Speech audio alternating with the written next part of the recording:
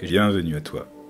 Je voudrais te présenter un nouveau livre que j'ai eu du mal à enregistrer, à croire que le sort s'acharne. À 2 reprises, j'ai été obligé de laisser tomber. Alors une fois, après 1 heure d'explication, je vois que ma batterie de micro m'avait lâché. L'autre fois, tout content de refaire une présentation d'1 heure, je monte le tout, je montre ça à mes proches qui me disent « Quoi ? 1 heure de présentation de bouquin ?» Bon, effectivement, c'est vrai que c'est un petit peu long. Et donc du coup, je me dis que cette fois, je vais essayer de rattraper un petit peu, de faire un petit peu plus court pour te présenter un livre particulier. La roulotte initiatique, initiation bohémienne et tarot de Basil Ivan Rákóczi.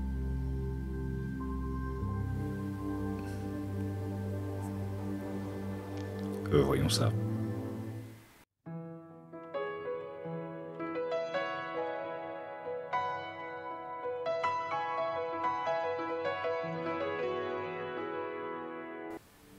Alors, cette roulotte initiatique, l'initiation bohémienne et tarot de Basil Ivan Rákóczi. Alors, que nous dit la 4e de couverture? Ah, la 4e de couverture, elle ne nous dit rien. Mais, tout de même, les illustrations sont pas mal du tout. Hein, des illustrations d'arcanes mineurs qui font sens et qui peuvent m'interroger aussi sur, tiens, ce serait pas un tarot personnel, personnifié, fait par l'auteur? Eh bien, je pense que c'est pas complètement faux. Et on va voir ça un peu plus en détail. Je vais pour cela aller sur Internet. Et on va pouvoir regarder, qui c'est qui? Basil Ivan Rákóczi. Alors, si on va sur sa page Wikipédia, parce que le bonhomme, il a une page Wikipédia. Bon, sommaire, mais au moins ça nous dit à peu près à quelle époque il a vécu, qu'est-ce qu'il était, qu'est-ce qu'il a fait, etc. Donc il est né en 1808, il est mort en 1976 ou 79. Donc né à Londres, mort à Londres. Donc c'est un Britannique, c'est un artiste peintre, d'une mère irlandaise et d'un père hongrois. Ce qu'on peut noter, c'est qu'il a vécu à Paris de 1945 à sa mort. Donc il a fait des recherches en psychologie, etc. Voilà. Ce qui est intéressant, en fait, c'est qu'il a un site officiel. Et un site officiel que j'aime bien, il est assez touchant parce que c'est un site qui a été fait par son petit-fils, en mémoire de son grand-père, artiste. Et donc le site, il est sympa. Là, on voit le gars. Et donc l'introduction, c'est un petit peu l'histoire que fait Christopher Radowski, le petit-fils. Il y a une biographie, voilà, pour qui voudrait en savoir un petit peu plus sur le bonhomme. Moi, ce que j'ai noté, c'est justement que après la Seconde Guerre mondiale, Basil s'est intéressé en fait à tout ce qui touchait à la psychologie, la philosophie, à les enseignements bouddhistes et le tarot notamment. Et ce que je voulais te montrer ici, issu du site officiel, en fait, c'est 2 tableaux. 2 tableaux qui pourraient te parler. Le premier, c'est celui-ci. Mais normalement, je devrais te laisser chercher et voir si ça t'évoque quelque chose. Si ça t'évoque le tarot. Si ça t'évoque 2 arcanes du tarot. Et si ça t'évoque à gauche, oui, le pendu, et à droite, la lune.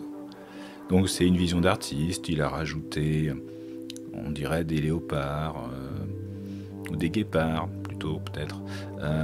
C'est mignon. En tout cas, c'est une construction artistique que je trouve sympatoche. Et l'autre tableau, Là aussi, tu peux reconnaître 2 arcades majeures. Très visible, la première, la roue de fortune, et la deuxième, la maison Dieu. Vision artistique, savoureuse. Et autrement, j'ai vu aussi sur un site de galerie, donc de peinture, quelques œuvres de Basile, et notamment une qui m'a sauté aux yeux, donc petit clin d'œil. The Fortune Teller, la diseuse de bonne aventure. Où là, on voit clairement une consultation de cartes, probablement, ou quoique peut-être de dominos, mais ça c'est le cœur qui parle. Donc évidemment, pour les 3 sites, je mettrai les liens en description. Et voilà donc retour quand même à l'affaire qui nous intéresse, le livre de Basile. Alors d'abord, en fait, il faut que je contextualise aussi un petit peu l'affaire. C'est un livre qui date de 1954, donc période un petit peu, j'allais dire, de vache maigre, de l'après-guerre. Alors d'ailleurs, quand on voit la bibliographie, rapidement, on tombe sur des ressources qui datent du 18e, du 19e ou début 20e, entre Eliphas Lévy, Roger-Blin, Papus, Jung, Freud, von Richberg, Waite, Blavatsky, pour ne citer que. Et pour commencer, il fait une petite dédicace à sa mère, qui déjà nous donne un petit peu des éléments sur ce qui va suivre. À la mémoire de ma mère, trésor de sagesse et de tradition bohémienne, sans laquelle ce livre n'aurait pu être écrit. Alors, on va attaquer, avant d'attaquer le bouquin, un petit tour dans la table des matières, évidemment, mais là, il n'y a pas de mystère, c'est du gros classique. Chapitre 1, l'histoire du tarot. Chapitre 2, les arcades majeures. Chapitre 3, les arcades mineures. Chapitre 4, la divination. Chapitre 5, conclusion. C'est emballé pesé. Alors, la préface. Je vais te lire quand même le début. Ça présente un petit peu l'auteur aussi. Les symboles sont des portes ouvertes sur les réduits cachés de l'âme. Les non-initiés sont intrigués par le symbole, mais ils n'en peuvent deviner la signification. Un bohémien versé dans la tradition occulte du tarot tient la clé de ces mystères. L'auteur est un grand ami des bohémiens. Étudiant au pied de ses maîtres S, art divinatoire, bien que nomade lui-même, ses veines ne charrient que peu de sang bohémien. Néanmoins, il est en mesure de consigner ici un fragment de la sagesse de ce peuple mystérieux. Il s'agit de l'art occulte de lire le passé, le présent et l'avenir au moyen des 78 glyphes des bohémiens, qui constituent ce qu'on appelle communément le tarot de Marseille. Alors, après la préface, l'histoire du tarot. Alors, il brosse un petit historique des bohémiens qui ont parcouru l'Europe, avec quelques clichés un petit peu vestimentaires. Il parle aussi que leur langage serait issu d'une branche des langues celtiques. Madoué Béniguette, si je pourrais dire, comme par chez moi, en breton. Et pourquoi pas, ma foi. Et c'est vrai que à l'époque de l'apogée des Celtes, ils étaient sur une grande partie de l'Europe. Ensuite, ma foi, dans l'historique du tarot, c'est le grand classique, il nous met la totale. Alors, il nous parle quand même que chez les bohémiens, c'est une tradition sacrée où on est tenu au secret et au silence. Alors, il tire un petit peu l'oreille de Eliphas Lévy et Papus qui ont un petit peu vendu la mèche dans les symboliques associées à la Kabbale. Voilà, la mystique juive, en gros du début du Moyen-Âge, sans doute dont se sont inspirés les bohémiens dans leur pratique. Voilà, d'après l'auteur en tout cas. Et Donc ensuite, il nous parle aussi des albigeois, hein, qui, hérétiques, pour transmettre leur savoir secret, auraient en fait créé le tarot. Bon, c'est une piste. Après, il évoque un cabalistique du nom de Gringonneur qui aurait créé le tarot de Charles VI. Il parle des tarots différents, des jeux comme le Mantegna. Il parle de cours de Gébelin. Il parle de Waite aussi, qui lui vend un petit peu aussi sa boutique en disant que le tarot a une portée rosicrucienne. Voilà. Pourquoi pas, chacun vend un petit peu son truc, parle de sa chapelle. Alors, il continue aussi, après, il parle de l'époque de la Révolution française, voilà, où ça monte, avec Tella qui fait des petits salons de tarot aussi, où ça surfe un peu sur de la superstition dans cette époque-là. Et puis, c'est les personnes qui ont un petit peu continué tout ça, notamment Mademoiselle Lenormand, Julia Orsini, puis après encore Eliphas Lévy, voilà. Donc la boucle est bouclée. Et il termine son historique par un petit truc sympa, j'aime bien, petit aspect un petit peu culturel, où il évoque en fait un poème de T.S. Eliot, La Terre inculte, The Wasteland, qui reprend en fait des codes et des symboliques du tarot dans son poème. Terminer son historique par ça, je trouvais ça sympa. Alors évidemment, tu peux retrouver des infos sur internet concernant ce poème. Donc après, oui, ce que j'avais noté quand même, c'était qu'au passage, il y avait un petit extrait concernant l'historique, la vision, je dirais, de l'auteur de l'historique des tarots qui me déplaît pas. Je te lis ça. L'histoire des lames du tarot et de leurs gardiens et dépositaires bohémiens, de ces cartes qui virent le jour dès que l'on fut capable de faire et de lire des images symboliques, elles tirent leur origine de divers pays, Inde, Chine, Égypte et Chaldée. Très tôt, elles furent détachées des parois des grottes ou des murs des temples et prirent la forme de petites effigies analogues aux pièces des jeux d'échecs ou de dames. Elles devinrent des jeux d'adresse ou de hasard, aussi bien que représentations d'archétypes. Puis quand le temps des cultes païens fut révolu, et que les puissances religieuses monothéistes les remplacèrent, les derniers vestiges de leur sagesse trouvèrent refuge dans un jeu d'images de carton, assez petit pour être manipulé et pour pouvoir être dissimulé dans un baluchon. Ces images pouvaient être rapidement sorties à la requête d'un consultant ou escamotées en un tour de main à l'approche du danger. Voilà pour la petite anecdote. Alors, deuxième chapitre, les arcanes majeures. Donc je passe sur des petits détails. Il parle de l'arcane majeur au singulier. Il a une façon de décrire aussi l'ensemble des 22 lames. Mais moi, ce qui m'intéresse, c'est simplement son propos, de voir qu'il va expliquer donc les arcanes majeures simplement, dans une description de la lame assez fidèle du tarot de Marseille, avec quelques éléments particuliers en fait qu'il rajoute lui dans son tarot, que je vais te montrer tout de suite.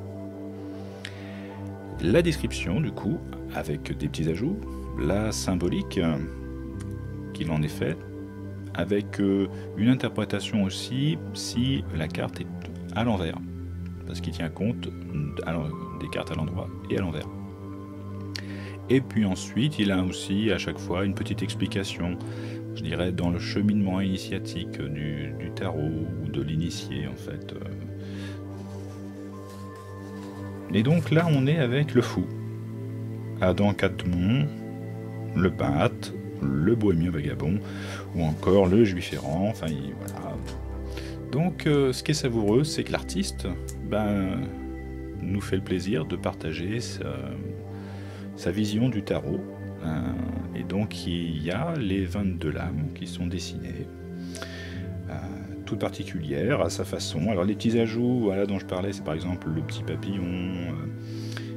Je te montrerai, il aime bien rajouter de temps en temps des petits clins d'œil avec les outils. Donc on voit une coupe, une épée, un denier, un bâton de temps en temps sur les arcades majeures. Et il commence par, en fait, il ne nomme pas les cartes, mais il commence par chiffrer le mat, le fou, en 0. Bon, c'est son choix. Et pourtant, il indique une lettre hébraïque à chaque fois sur les lames. Et j'allais dire paradoxalement, en fait, il met Shin. Et j'ai pu voir qu'il utilise en fait la théorie de Eliphas Lévi, de Papus, donc toute cette tradition fin 19e, qui allouait un ordre aux 22 lettres hébraïques. Et normalement, Shin, c'est la 21e lettre hébraïque, mais il met 0, bon, voilà. Et après, ce qui est surprenant, c'est que pour cette époque, Basile, lui, c'est un Britannique, et j'aurais pensé qu'il aurait peut-être suivi justement une autre théorie, qui est celle de Waite,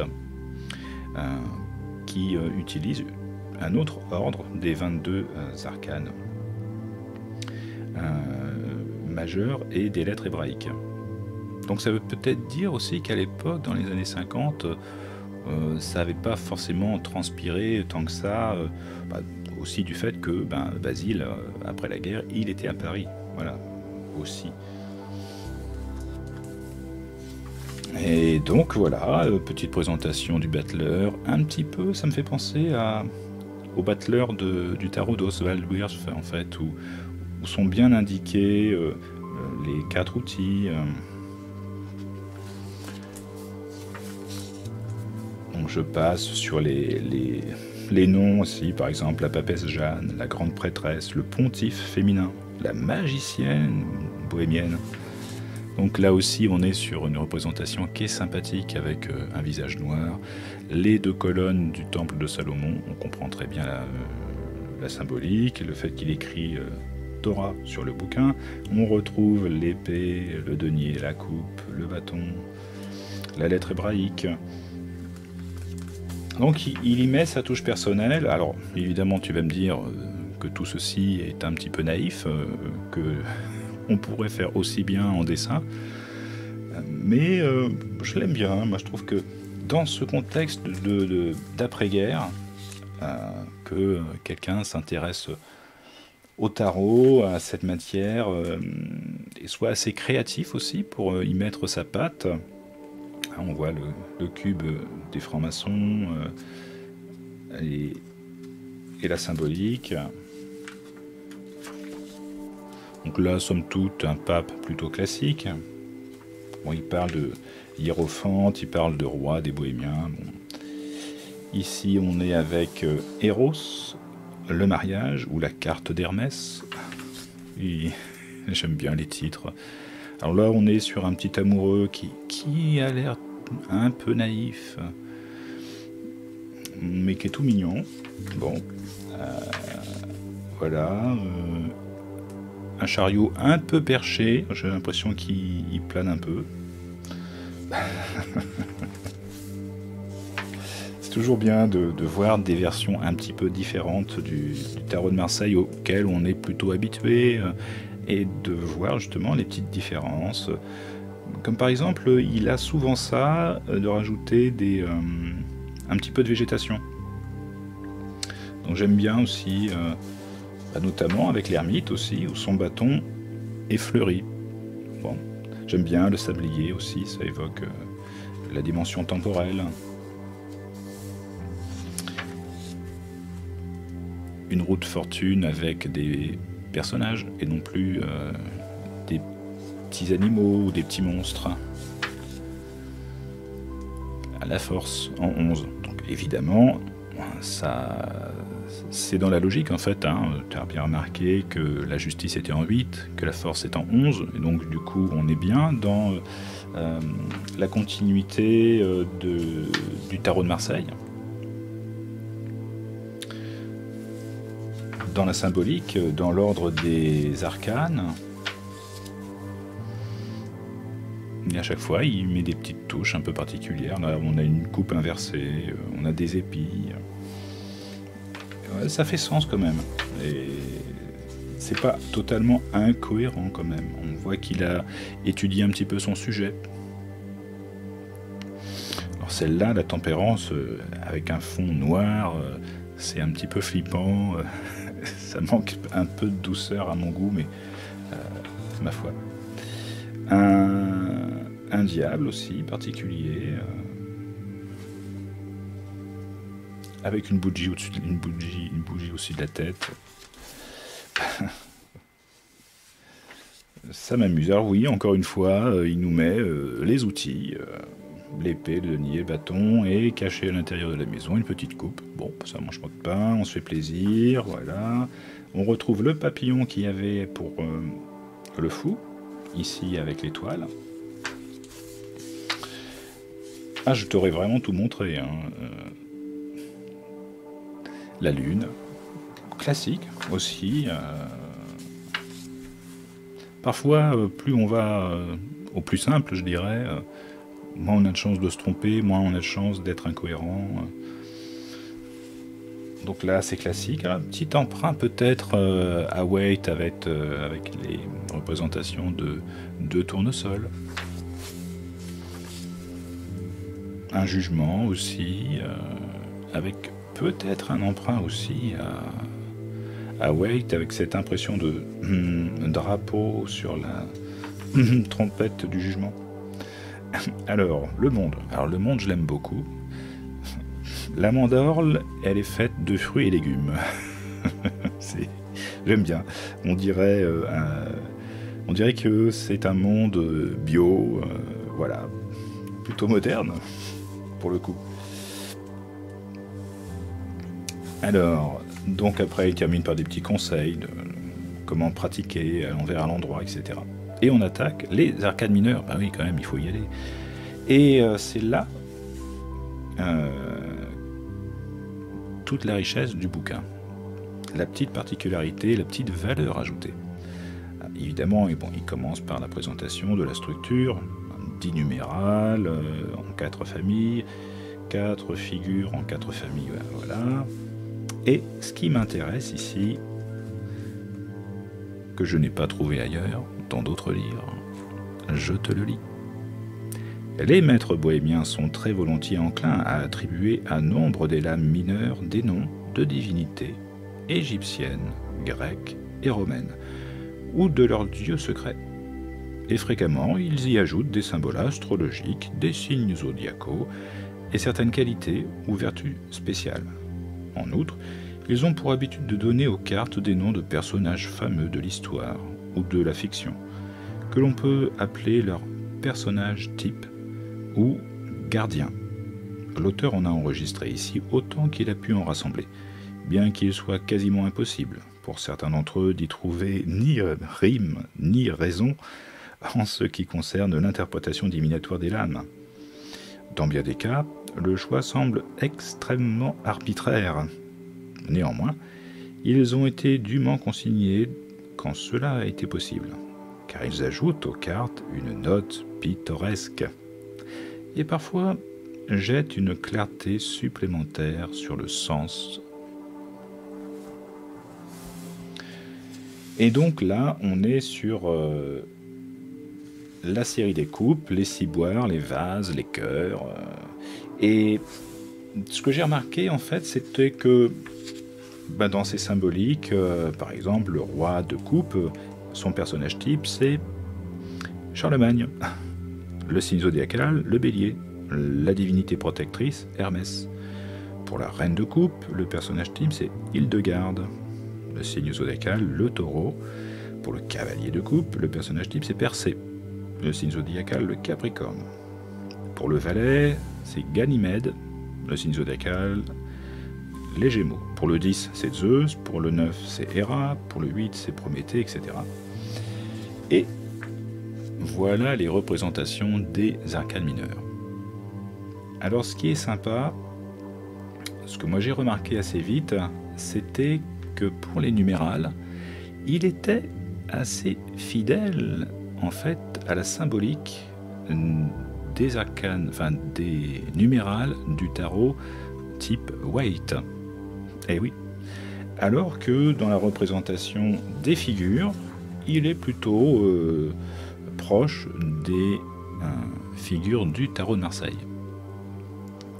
Et ce qui est savoureux et ce qui est très sympa, c'est de voir que lui, en fait, il a fait évidemment son tarot tout personnel, mais à chaque fois dans les numérales, je précise, il a mis une petite scène représentée, qui fait sens justement avec les numérales du tarot, des tarots de Waite. Alors je passe sur le fait que le roi, il y a la représentation du bélier, représentation du taureau pour la reine, représentation du capricorne pour le cavalier et représentation des gémeaux pour le valet, que je t'ai évoqué tout à l'heure. Il y a toujours un petit rappel en fait à la symbolique moderne.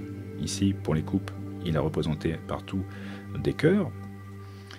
Et ce que j'avais en fait voulu faire, c'était te montrer justement le petit clin d'œil de trouver dans les numérales des représentations assez proches avec le Waite. Donc rapidement, j'ai sorti le seul tarot type Waite que j'ai, c'est le De Angelis, qui somme toute est assez fidèle à la tradition des Waite. Et normalement, j'avais mis de côté quelques arcanes pour essayer de montrer qu'il est assez fidèle dans les numérales et puis qu'il ne l'est pas du tout dans les figures. Et donc ici, voilà, par exemple, j'avais le 10 de coupe et on peut voir la famille, voilà, qui se réjouit près du château, près de la maison. Donc c'est un exemple, voilà. Il y en a quelques-uns d'autres que je vais peut-être te montrer si on tombe dessus. Et du coup, ouais, c'est vrai que c'est savoureux de voir là, par exemple, on est sur César, on est sur Cléopâtre, Achille, Cérès, Mars, dans les séries de bâtons. Bon. Il y a par exemple voilà, le 2 de bâton, où on a la représentation d'un type qui est sur ses remparts, tranquille, qui regarde au loin, tenant un globe dans sa main et avec son blason marqué sur le mur de ses remparts. Donc on est bien sur une symbolique Waite pour les numérales. Les personnages de cour qui sont plus ou moins fidèles, mais somme toute mis un petit peu à sa sauce quand même, avec toujours des petits détails, une petite pyramide par-ci par-là, un petit château au loin, de la végétation. Alors si je regarde les épées, qu'est-ce que j'ai vu? Là c'est pareil, David, Lancelot, Hercule, Perceval, la reine de Saba. Il y a vraiment de tout. Et on a par exemple le 2 d'épée aussi. Allez, voilà. On a la femme avec les yeux bandés. On a encore une femme aux yeux bandés et aux mains attachées avec le 8 d'épée.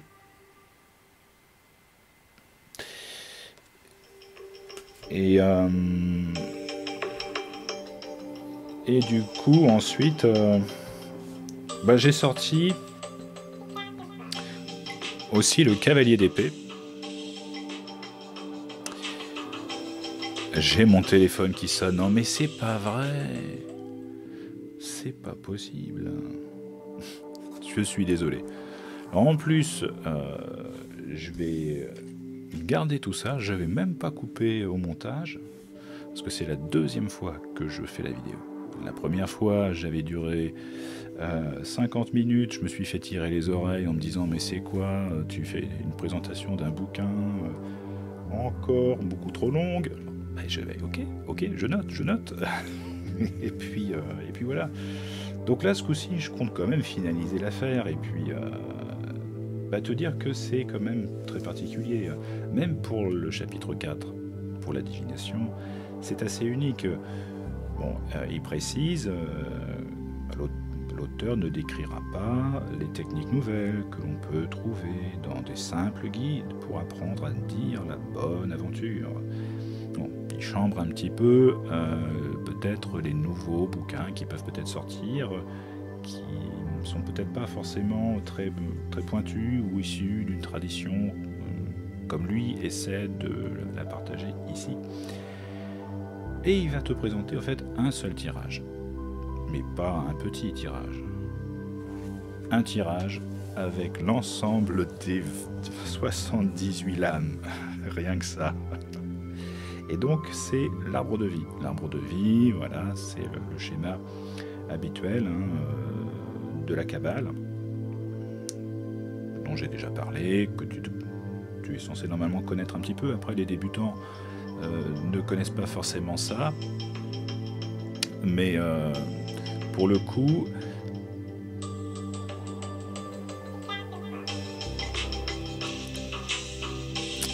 elle est sympa cette musique en fait.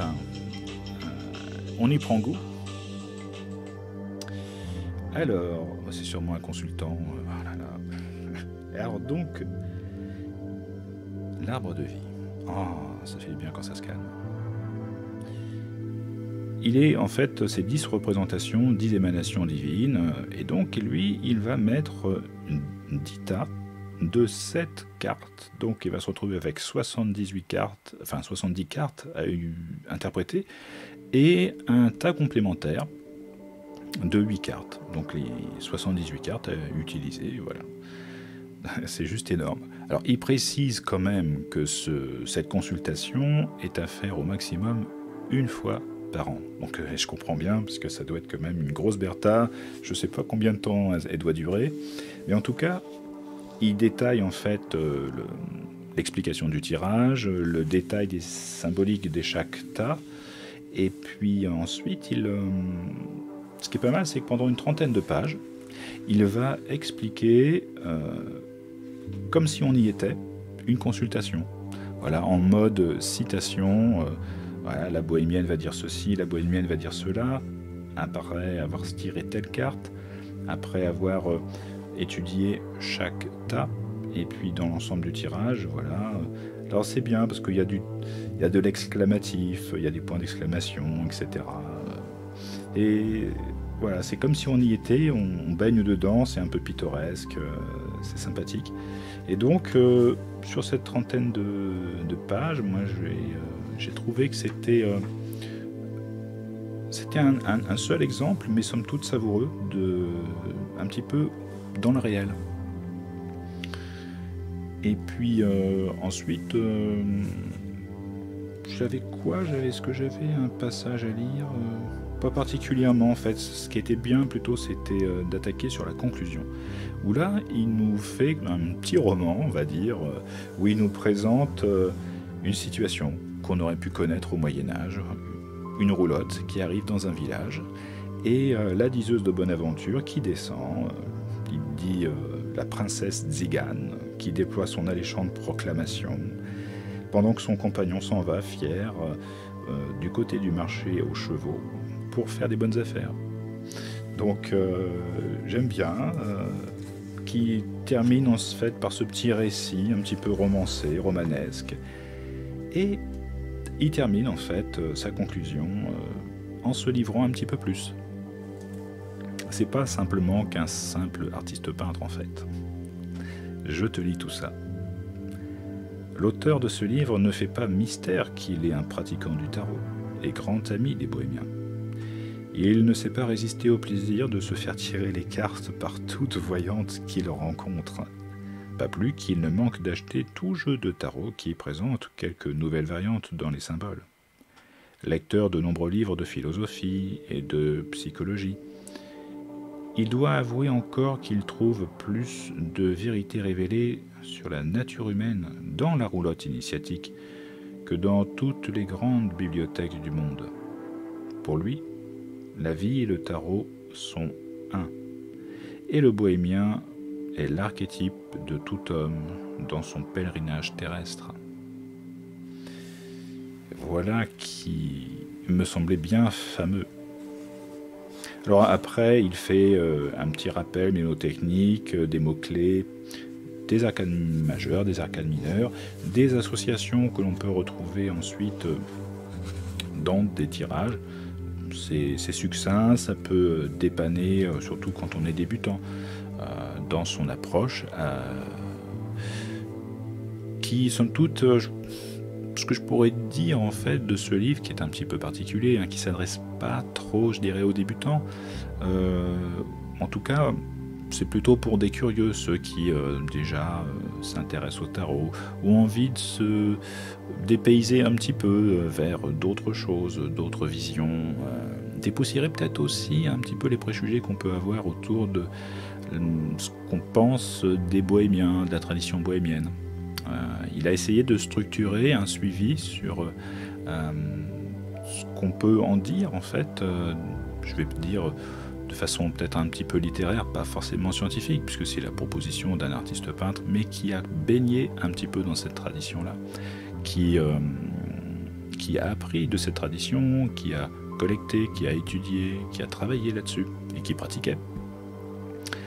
Alors ce que moi j'ai bien aimé dans cette histoire aussi, c'est de remarquer les représentations artistiques des arcanes majeures sous la forme des tarots de Marseille, de voir que dans les arcanes mineures, c'était un petit peu mitigé, de voir qu'il y avait des influences Waite, des influences de Marseille, et de tout ça, en fait, que ça fait un tarot bohémien tout personnel, et que je trouve savoureux, que je voulais te présenter, et que je pourrais éventuellement nommer tarot Marseille, Waite, Rákóczi, par exemple.